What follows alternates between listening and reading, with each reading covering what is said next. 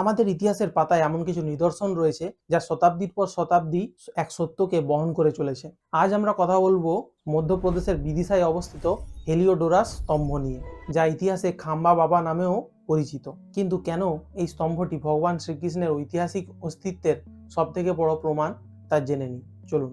এই স্তম্ভটি আজ থেকে প্রায় 2100 বছর আগে অর্থাৎ খ্রিস্টপূর্ব 113 অব্দে নির্মিত হয়েছিল। এটি নির্মাণ করেছিলেন হেলিওডোরাস, যিনি ছিলেন একজন গ্রিক দূত। তক্ষশিলার ইন্দো গ্রিক রাজা আন্তিয়ালকিদাস তাকে শুঙ্গ রাজা ভাগভদ্রের কাছে পাঠিয়েছিলেন। ভাবুন তো, একজন গ্রিক নাগরিক ভারতে এসে বৈষ্ণব ধর্ম গ্রহণ করেছেন এবং ভগবান বিষ্ণুর সম্মানে এই স্তম্ভটি নির্মাণ করেছেন। এটি আসলে একটি গরুর স্তম্ভ। এই স্তম্ভের গায়ে ব্রাহ্মী লিপিতে খোদাই করা আছে যে হেলিওডোরাস নিজেকে ভাগবত হিসেবে ঘোষণা করেছিলেন এবং পরমেশ্বর ভগবান বাসুদেব শ্রীকৃষ্ণের প্রতি ভক্তি জানাতেই এই স্তম্ভটি উৎসর্গ করেছিলেন। এবার আসি যে এই স্তম্ভটি কিভাবে ভগবান শ্রীকৃষ্ণের ঐতিহাসিক চরিত্রকে প্রমাণ করে। প্রথমত, অনেক সমালোচকই দাবি করেন কৃষ্ণ বা বৈষ্ণব ধর্ম অনেক পরে সৃষ্টি হয়েছে, কিন্তু এই স্তম্ভটি প্রমাণ করে যে যীশুখ্রিস্টের জন্মের 100 বছর আগেই কৃষ্ণ উপাসনা এবং ভাগবত ধর্ম অত্যন্ত প্রভাবশালী ছিল।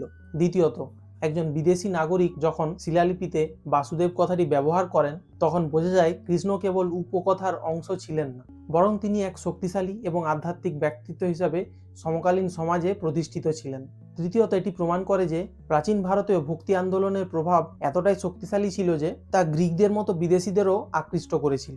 হেলিওডোরাসের এই স্তম্ভ আমাদের মনে করিয়ে দেয় যে আমাদের ইতিহাস কতটা প্রাচীন, কতটা গৌরবময়। এটি কেবল একটি পাথরের স্তম্ভ নয়, এটি বিজ্ঞান, প্রত্নতত্ত্ব এবং বিশ্বাসের এক মিলনস্থল। জয় শ্রীকৃষ্ণ।